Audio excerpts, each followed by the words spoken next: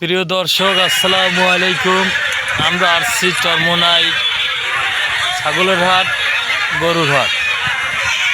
আমরা দেখতেছি আজকে খুব তাপমাত্রা, মানে ক্রেতা এত পরিমাণ যা ছাগলের হাটে ঢোকাই যায় না। আর ছাগল এত পরিমাণ উঠছে যে এমন সস্তায়, আজকে খুবই সস্তা। মানে তাপমাত্রা তো কেউ থাকতে চায় না, বিক্রি করে চলে যায়। একটা মা ছাগল কেনা যায় 5,000 টাকা, 4,000 টাকা। একটা খাসি বাচ্চা কেনা যায় 2,000 3,000 টাকা।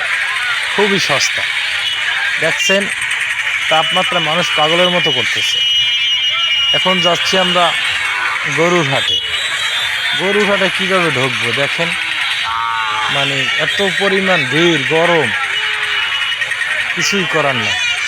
গরু অনেক সস্তা যাইতেছে। আপনারা দূর দূরান্ত থেকে যারাই আছেন না কেন, চরমোনাই হাটে আসবেন, গরু কিনবেন, একদম সেট মতো যাইতে পারবেন।